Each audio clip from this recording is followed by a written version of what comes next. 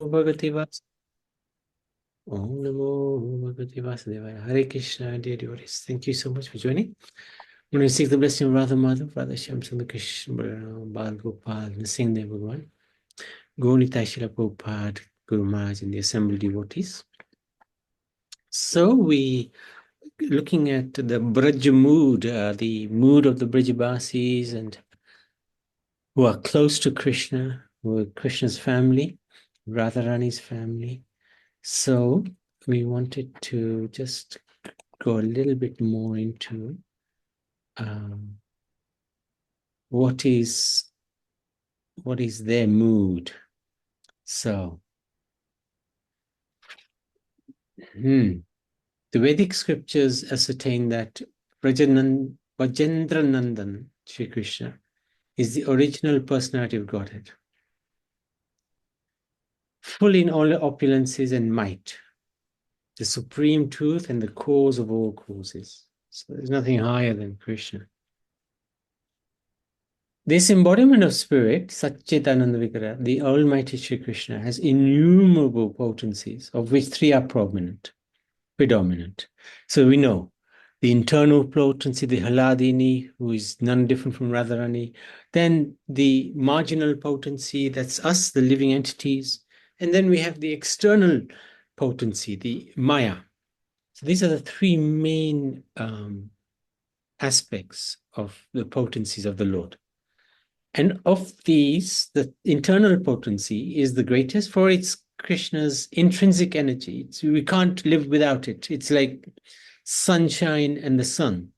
There's no meaning to the sun if there's no sunshine. So in the same way, his internal potency is so fundamentally, intrinsically connected with him.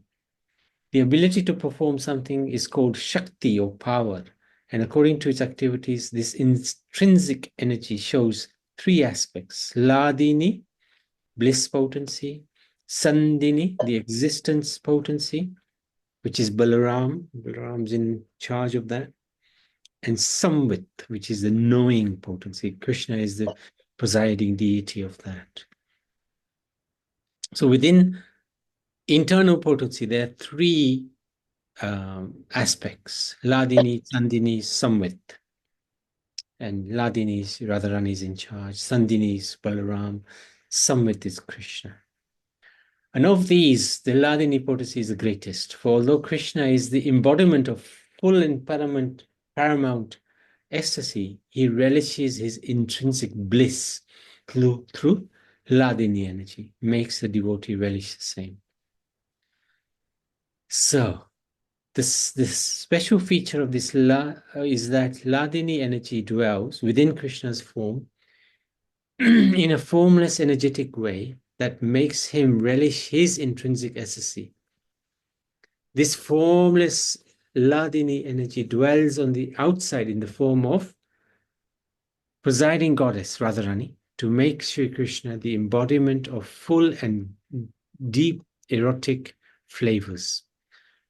Relish the sweetness of wonderful erotic mellows. This is Vrishabhanu Nindini Shri Radha.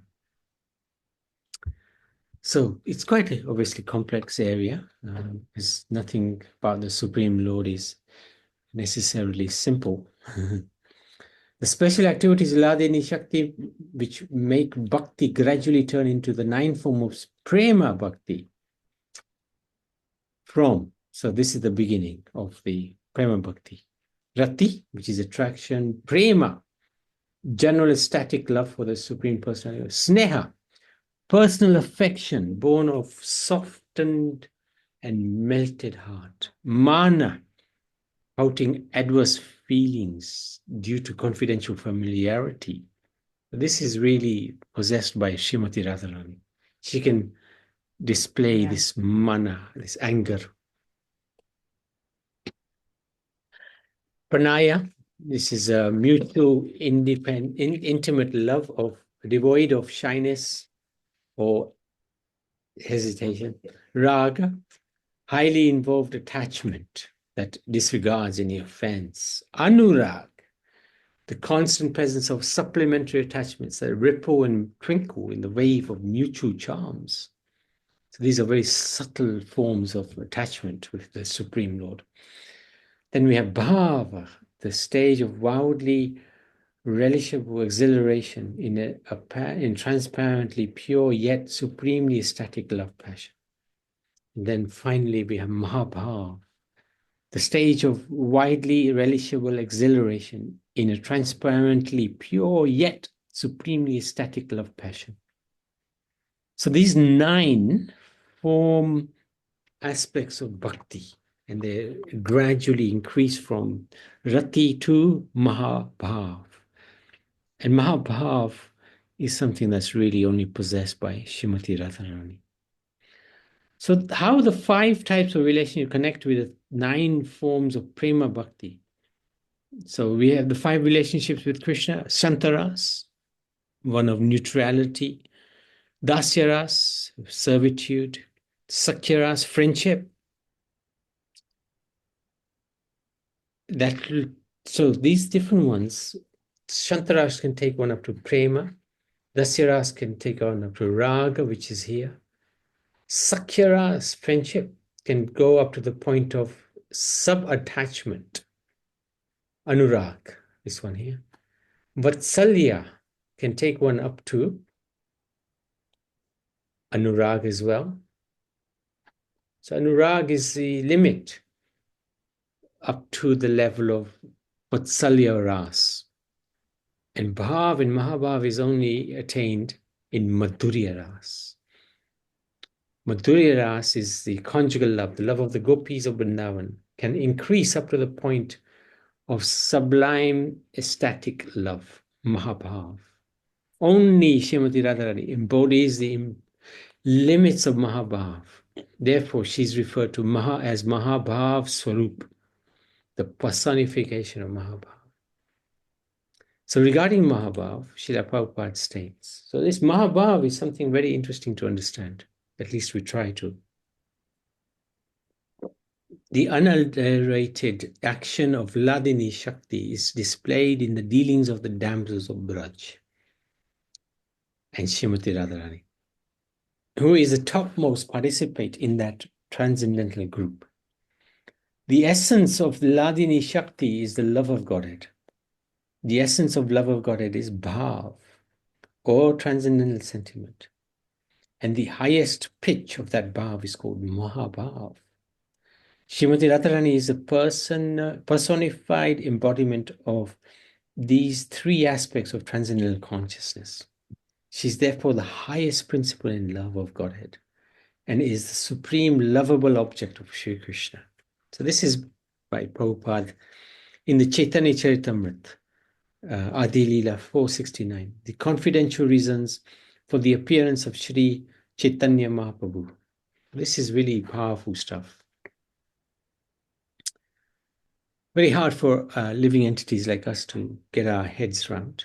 But it's good to know that this stage of Mahabhav is there, which only Radharani has. Devotees in these 5 the primary rasas are further defined by Srila Prabhupada in his Upadeshamrita as follows. So, Raganuga Bhakti, which is spontaneous devotional service. Effectively, what Raganuga Bhakti is that they have a intrinsic love for Krishna, which automatically is in their personality. It's in their whole being. They can naturally perform devotional service. It's not an external imposition that, oh, I have to do arti. It's not regulated. It happens because of their natural love for God. So, it can be executed in the Shantaras, where one aspires to be Krishna's cows, or the stick or flute in the hand of Krishna, or the flowers around his neck. In Dasyaras, one follows in the footsteps of servants like Chitraka, Patraka, or Rataka. In friendly Sakyaras, one becomes friend like Baladev or Sridham or Sudama. In Vatsalya, it's characterized by parental affection. One can become like Nand Maharaj and Yashoda. You can't become Nand Maharaj and Yashoda, but you can become like them. The same mood. And in Madhurya Ras, characterized by conjugal love, one can become like Srimati Radharani or her lady friends, such as Lalita, and her maid servants, serving maids, manjaris, like Rupa Manjari or Rati Manjari. This is the essence of all instructions in the matter of devotional service. So this is nectar of instruction, Upadeshamrit. Verse 8 purport. So in essence, what this is explaining is that one, with having the right Raganuga Bhakti mood, which is the mood of the Brijbasis, one can enter into different categories of relationship with the Supreme Lord, depending on one's constitutional position. Regarding Gopi Prem, only from their hearts does such love appear. This level of emotion is not to be prematurely or artificially displayed, as in the case of Prakriti Sahajyas, the unscrupulous imitators of Premaras, transcendental love, mellows of love. So it's not something that can come artificially. It's got to be developed over time through sadhana bhakti. So one can reach Ragunuga bhakti. It's not an easy thing. Whoever performs bhakti in the mood of the people of Braj will attain Brajendra Nandan in Braj. So this is quite interesting. Performing bhakti in the mood of the people of Braj. If it is not done in allegiance to the gopis or with feelings, or it's done with feelings of awe and reverence, Brajendra Nandan will not be attained. So we can't do it artificially, but we can try to aspire for the mood of the people of Braj. And the only way to do that is by serving the people in Braj, those who are close to Krishna. The example of that is Lakshmi. She worshipped Krishna, but still did not attain Majendra Nandan in Braj. Why? Because she had a mood of awe and reverence. She herself is on the same level as Narayan. So she has a certain etiquette about her, which, although very delightful to the Lord in Vaikuntha, may not be so delightful to the Lord in Vrindavan. Braja's eternally perfect associates of Krishna come in four moods of servant friendship, parental love, and conjugal love. Those who yearn for the mood of servanthood will follow the eternal perfect servants like Raktarka or Pataka. Those who yearn for the mood of friendship will follow Krishna's friends like Subhal or Madhumangal. So then mood will naturally attract them to those devotees because they have a mood of serving, of friendship, or parental love. Those who yearn for parental love will follow parents like Nanda and Yashoda. Those who yearn for amorous love will follow Sri Radhika, Lalita, and others. In these ways, everyone accomplishes Raganuga Vachan. In this particular Kali Yuga, Mahaprabhu and the Goswamis like Sri Rupa Goswami and Raghunath Das Goswami, who have surrendered to his lotus feet, have distributed the worship of Manjari Bhav. This is the most important thing to understand. That those who are in this line of Guru Parampara are Manjaris. Rupa Manjari, Rati Manjari. Rupa Manjari is Rupa Goswami. Rati Manjari is Sanatan Goswami. So like that, they have this mood of Manjari Bhav. And if we are inclined that way, then we can tap into their mercy, tap into their blessings, and try to follow in their footsteps. So they've distributed the worship of Manjari Bhav, which is in the topmost class of amorous love. This is the beloved Raganuga Bhajan of the Gaudiya Vaishnav Sampradaya. The gopis appear in different forms with different natures. They are all Krishna's expansions, Radha's expansions. And they are the cause of rasa, cause of wonderful loving relationship between the Lord and them. Without the presence of many consorts, there can be no joy in rasa. Therefore, many consorts are manifested to assist in the pastimes. Of them, there are many kinds of consorts in Braj, with different dispositions and different flavors that make Krishna relish the Ras Leela and other pastimes. So this is from Sri Sri Prema Bhakti Chandrika by Narottam Das Thakur. So Narottam Das Thakur is also in the category of a Manjari. I think it was Vilas Manjari, if I'm not mistaken. In her form of her expanding phalanx, the countless gopikas that have different moods and flavors are divided into 4 classes, namely their own party, that's Lalita, Vishaka, other girlfriends, enemies party, Chandravali, Padma, Saibhya. This is to increase the rasa that the Supreme Lord enjoys.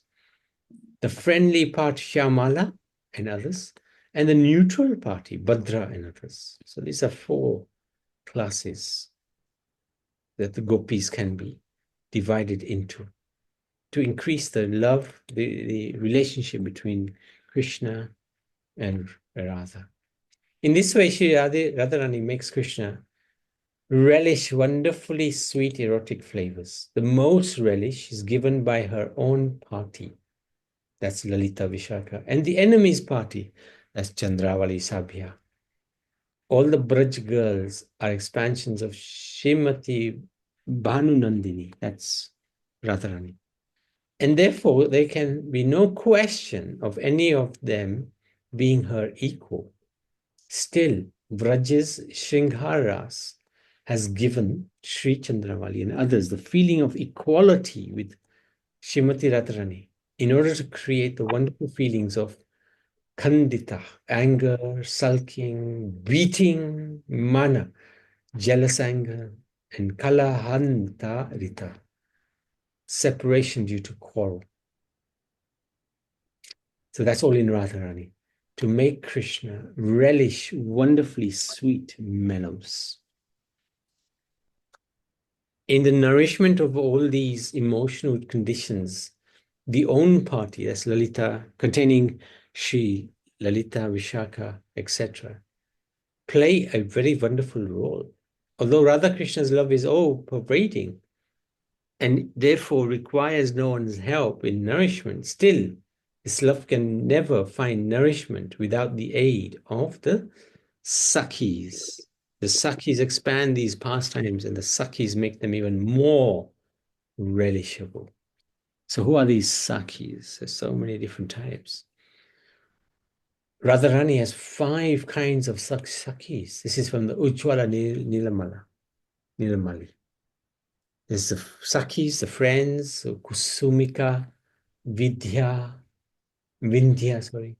Dhanista, and others are Sakhis. They are Visham Sneha and Sri Krishna Sneha Dika.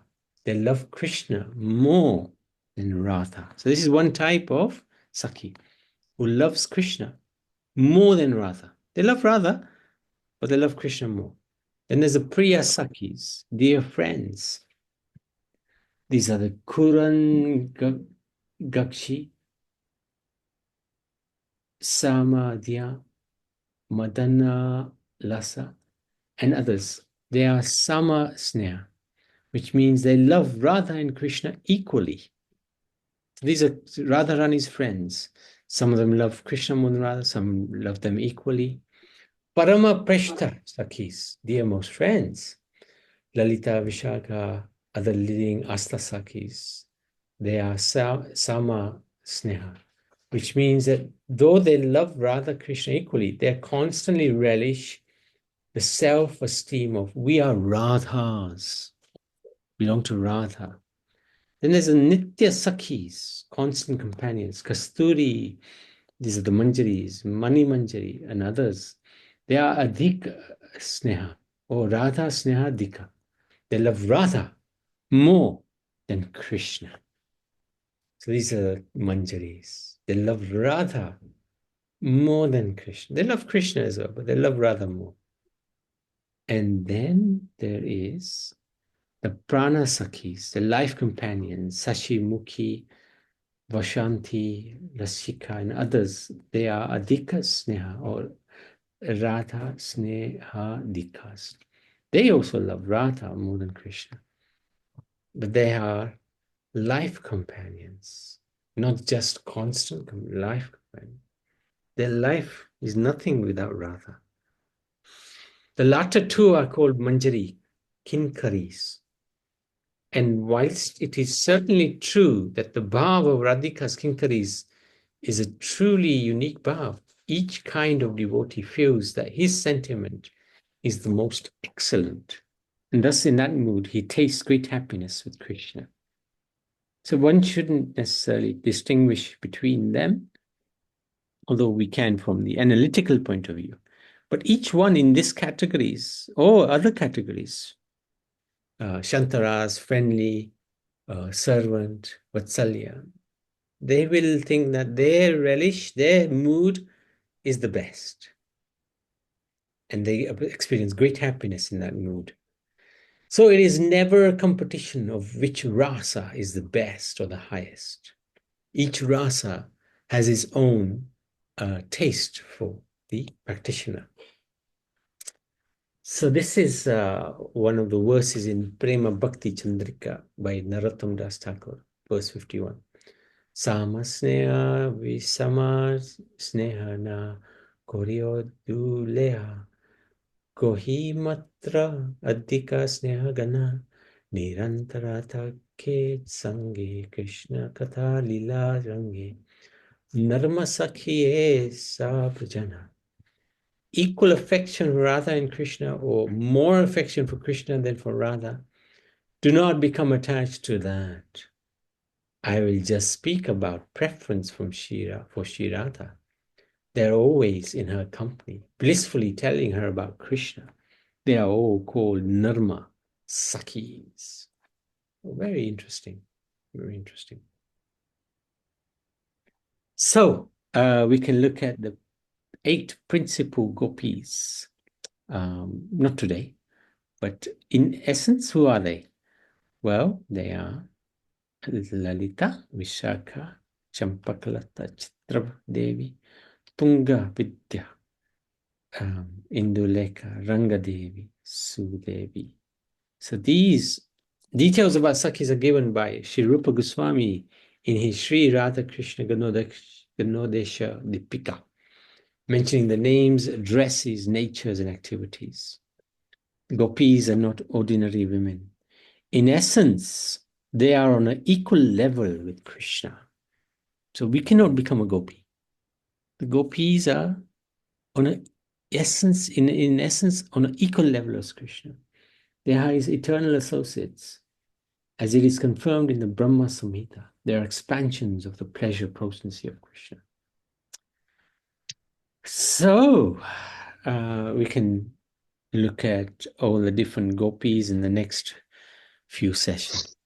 Any questions? Any comments? Hare Krishna, Prabhu. Hare Krishna. Hare Krishna. Yes. This Sakhis and Manjaris, it's how important it knows because it's probably a little bit complicated to understand. It is, it is. Really? It's if one wants to go to the level of Raganuga Bhakti, which is spontaneous devotional service to the Supreme Lord, then it's important because the Raganuga Bhakti is manifested by the Braj devotees, the gopis, the gopas. So, in order to attain, I suppose, the highest level of prema, it is important. Uh, However, having said that, not everybody wants to aspire for that because they are happy with their relation with Krishna at a Shanta level, neutral, or servant, or friendship, or parental. So if one is happy at that level of bhakti with Krishna, then that's where one is. That's where one is. That's where one's love for Krishna is, and there's nothing higher than that for that person, and that's correct. But if one wants to have this loving relationship with Krishna, conjugal loving, and one's sort of inclination, not artificially, but naturally is that way inclined, then one has to take um, shelter of the devotees of Braj, the Gopi devotees of Braj. And that's where it becomes important. Okay. And when we say Brajvasis, do we mean the Brajvasis of those days like Gopis, etc., Gopas, or Yeah, do we mean the Brajvasis which are even of today? I know it yeah. would mean something of today as well. Even of today, because they're physically present. The Brijbasis of the past, they are present, um, subtly present, but it's a little hard to connect with that subtle presence. Mm. So it would be the Brijbasis who are there now physically, um, who can, of course, it's not so easy to distinguish between those who are genuine, those who are not so genuine.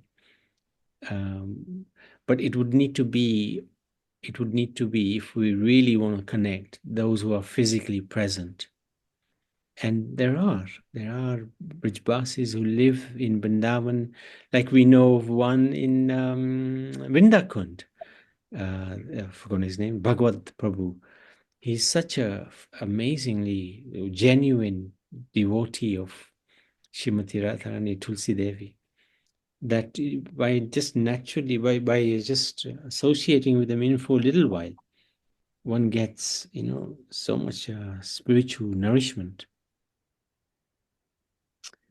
So yeah, it would need to What be is that someone we who's do, there. Prabhuji, that we do like a ritual that something has to be done? Is there a name for that bhakti? Sorry, what type of bhakti? What we normally do. What Sadhana bhakti. This is sadhana bhakti. Sadhana bhakti means you wake up early, you follow the rules and regulations, you follow the yeah. scriptures, you become more and more inclined towards the Lord and his devotees.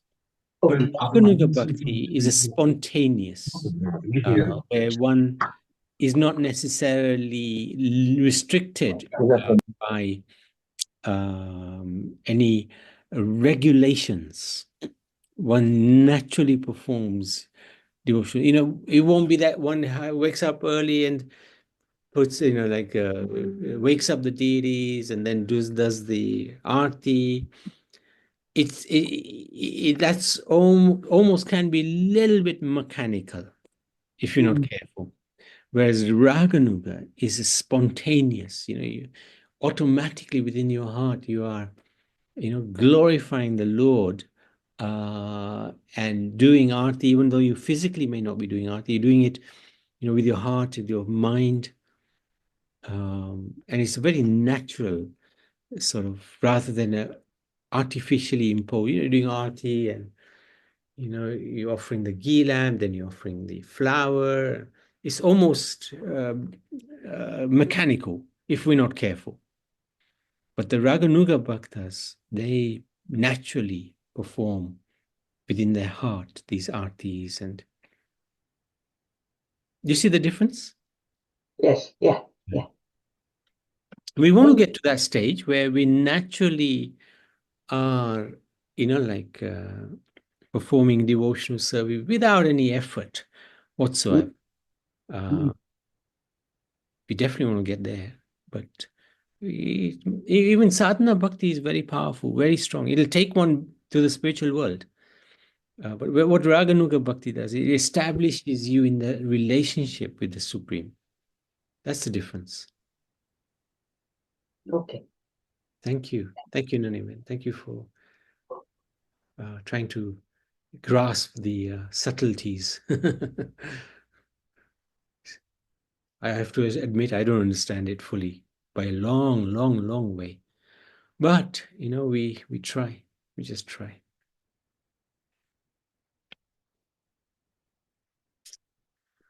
Okay, if there's no other questions or comments, we can stop there. Thank you, dear devotees. Radha Krishna Bhagwan ki jai.